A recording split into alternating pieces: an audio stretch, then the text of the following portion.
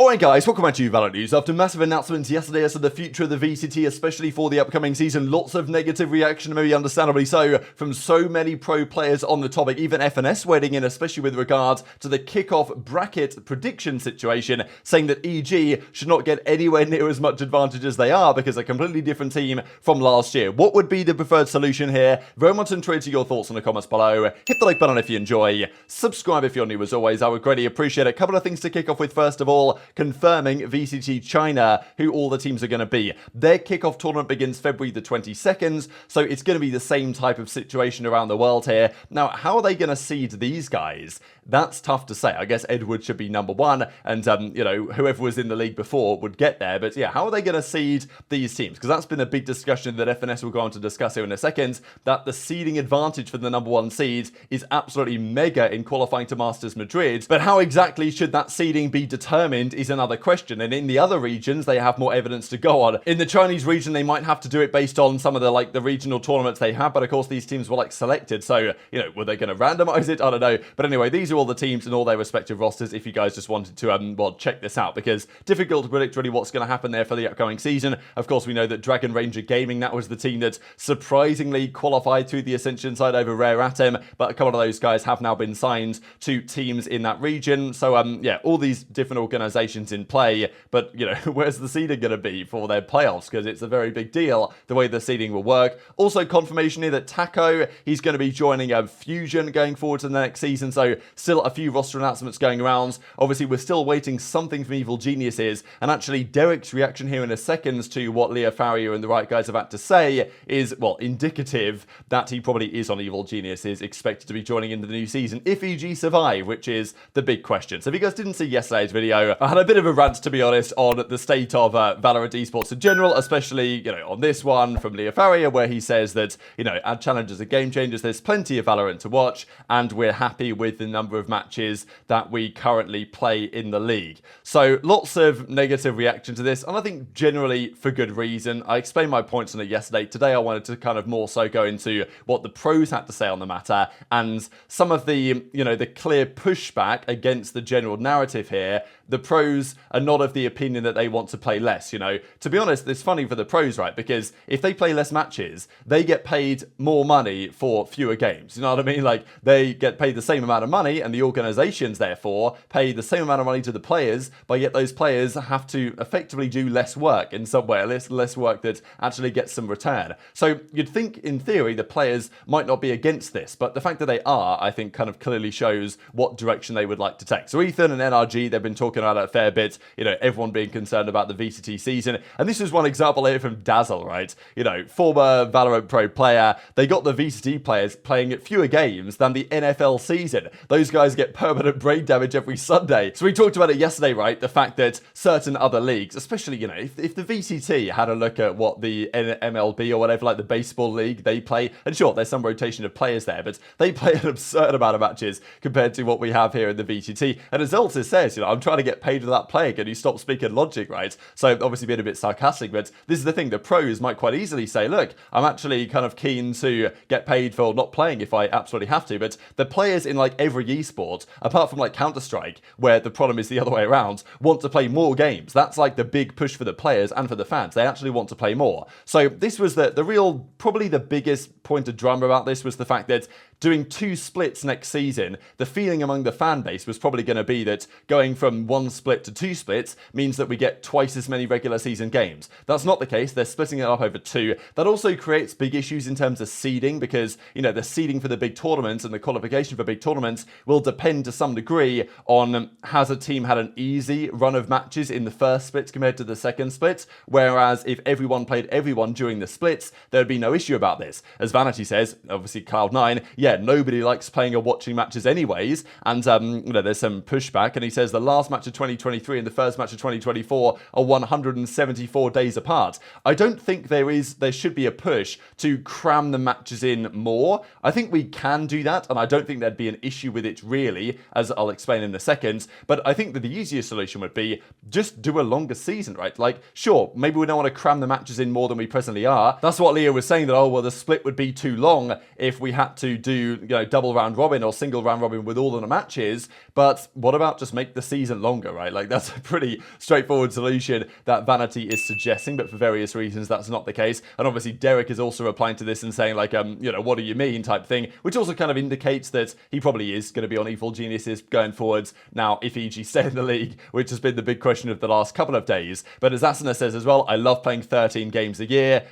Clearly sarcasm, right? And Ethan obviously kind of clarifies his sarcasm in the replies. You don't like potentially having 6 months off, like grow up, This is the thing, if you don't qualify for the big tournaments, you don't play much at all, and Asuna obviously wants to play more Valorant, as do basically all of the players. I mean, 13 games a year for an esport is pretty tragic. Now, the better teams, sure, they qualify for the internationals, they go and play them, they play more series. But I still think this is far too little Valorant compared to what it would be optimal to see, and I think the frustration has mainly been that last year people thought, okay, first year of the league, give them a pass. Okay, 10 regular season games, not ideal. Next year they'll figure it out. And now they're saying, well, actually, no, we're happy with what we have, right? It's no longer a case of they're trying to improve it. It's now a case of Leo saying, well, actually, no, we're happy with the amount of games we're playing. Chet says, I'm lost for words. So the reaction overwhelmingly negative. Did want to mention though some of the some of the pushback, some of the response to the criticisms, because Sideshow gave his thoughts about this on stream. Just wanted to address a couple of the points here that were talked about, because this point on burnout is quite a popular one. People say that,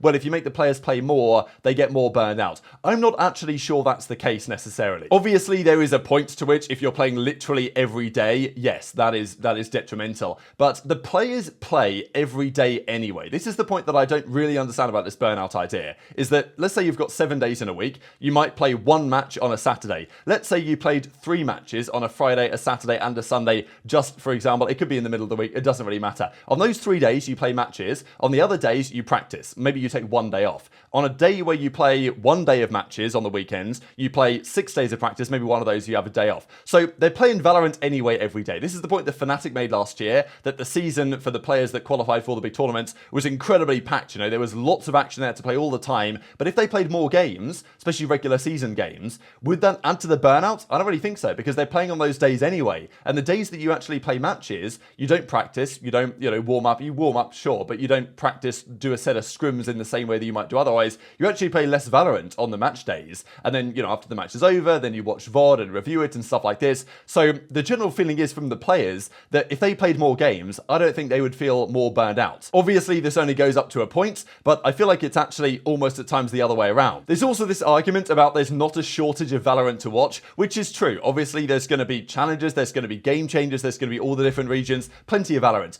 But in regular sports or even in esports or whatever, there's only a small percentage of fans that love the game so much they watch everything. They watch all the regional qualifiers, they watch absolutely all sorts of Valorant. It's pretty rare, and in regular sports it's the same thing. People have their favorite team or favorite teams, and they want to watch their teams play. If you're a fan of 100T and you only get to play 12, 13 matches a year, depending on how things go, I don't think that's making people happy, right? I mean, the fans of their teams want to see their team play more games. As I say, in, let's say the Premier League, you play 38 games a season. In the other leagues, you play more than that. And there's also other, FA Cup and all these other things that they play as well. So fans get to watch their team play a lot, basically every week. 52 weeks in a year, your team is playing 12, 13 games in a year, like once every month on average during the season. Okay, obviously there's off-season tournaments and stuff like this, but that's theoretically a possibility. So sure, there's lots of Valorant, but people, generally speaking, don't just love Valorant and watch everything that is on offer. Maybe they don't want to watch Game Changers, or maybe there's like one team they like in Challengers, but they won't watch other teams, and they just want to watch their King 10s play for Sentinels, which, is perfectly viable, right?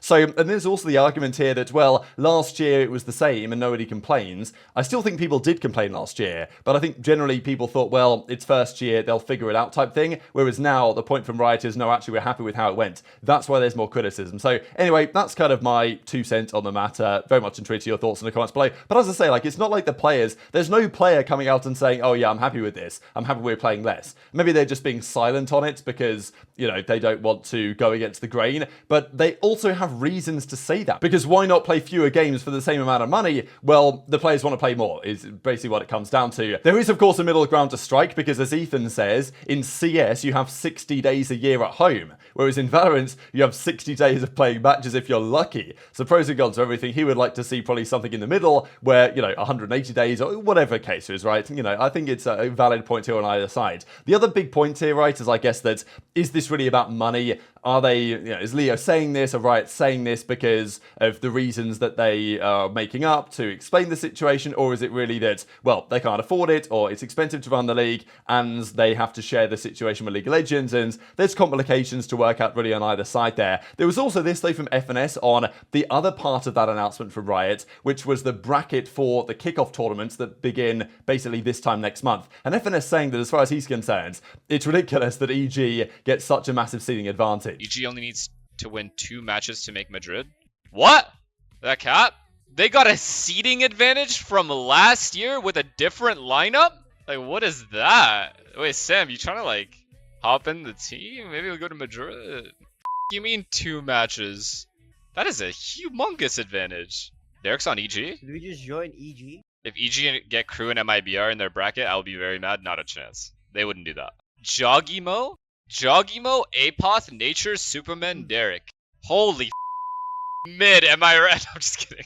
EG actually has a chance to go to Madrid. I mean, they always had a chance, bro. But that's weird, right, chat? Am I the only one think that's weird? Dude, why give that much of an advantage in the next year with a completely different roster? I don't know about that. I feel like it should start. It's already such high stakes. Only 2 teams make it. How the are you getting an advantage? It should be a clean slate for every team, considering every team has made changes. It's a whole new year. How the are we still living in the past and giving people free seeding? Let them earn that seeding. If they win, it's different. I'm not even playing. I'd be losing my as a player. So if you guys didn't see this bracket yesterday, this is the kickoff tournament format for around the world. Team 1 gets a mega advantage here because they play the winner of the worst 2 teams on paper, Team 10, Team 11. So the worst 2 seeded teams, they play the winner of that game. And if they win that, they go straight into the playoffs where they play the weakest of all the remaining teams theoretically. Now, the reality is there's going to be some really strong teams here and EG probably still won't make it. But number 1 team gets a mega seeding advantage. And arguably that shouldn't be the case. Now, of course, FNS is going to say this shouldn't be the case, but what's the solution, right? Because it's difficult to create an 11-team bracket for this type of situation. One team is going to have to get a big advantage. That's just the nature of this type of bracket to try and make it work. So it's got to be someone. Why not be the World Championship winning team, even if they've got a brand new roster? Unless you want to completely randomize it, that's kind of the only other way. Because as Tech put together for us yesterday, right, looking at his kind of predictions or theories on what the potential seeding might be, what else are you going to do? EG is a brand new roster, but, the other teams have changed as well. It's like, I get what FNS is saying, but I also don't see exactly what the clear, better solution on this matter necessarily is. So anyway, this is what it looks like it might be in the Americas. He also put this together in the other regions as well. So this is theoretically what it could be. You can make your own opinions up on whether you think this list might be valid or whether you should change things around. But, the reality is that Fnatic are probably going to get the first seed in Europe, which is, totally justified, I would say. And in the Pacific, it's going to be Paper Rex, right? And I guess in China, it's going to be Edward Gaming. So in all the regions, the number 1 seed that gets the big advantage, probably fair enough. But in the Americas, that's when people are like, hang on a second, are you sure this is actually making sense? Because EG won champions, but they're now a brand new roster, which arguably is not going to be one of the best teams in the region. So, FNS makes a good point, but then, there's got to be some solution. You've got to seed the team somewhere. And I don't think randomization is the best approach, which is what they did for last year's lock-in, right? They just randomly assigned the matches, and then some teams got blessed and some teams had a bit of a hard time. But very much intrigued to your thoughts in the comments. Hit the like button if you enjoyed, subscribe if you're new, take care, and I'll see you next time.